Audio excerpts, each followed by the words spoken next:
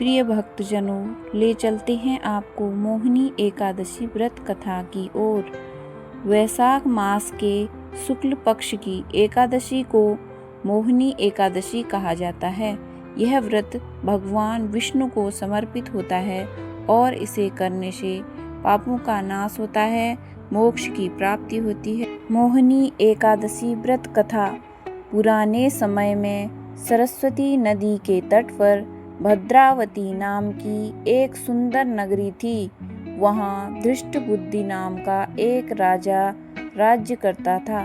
उसके 5 पुत्र थे, जिनमें सबसे छोटा पुत्र धृतमान बहुत ही पापी और दुराचारी था। वह जुआ खेलता, चोरी करता और गलत संगति में रहता था। उसके इन बुरे कर्मों से परेशान होकर राजा ने उसे राज्य से निकाल दिया। राज्य से निकालने जाने के बाद धृतिमान जंगलों में भटकने लगा। भूख प्यास से व्याकुल होकर उसने बहुत कष्ट सहे। एक दिन वह भटकते भटकते एक आश्रम में पहुंचा, जहां ऋषि कौंडिन्य तपस्या कर रहे थे। धृतिमान ने उनसे अपने दुखों का कारण पूछा और मुक्ति का उपाय जानना चाहा। ऋषि कौंडिन्य ने ध्यान लगाकर बताया कि उसके पिछले जन्मों के पापों के कारण ही वह दुख भोग रहा है।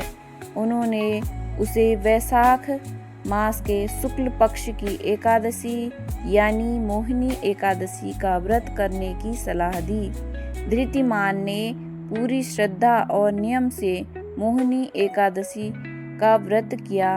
व्रत के प्रभाव से उसके सारे पाप नष्ट हो गए और उसे दिव्य शरीर प्राप्त हुआ।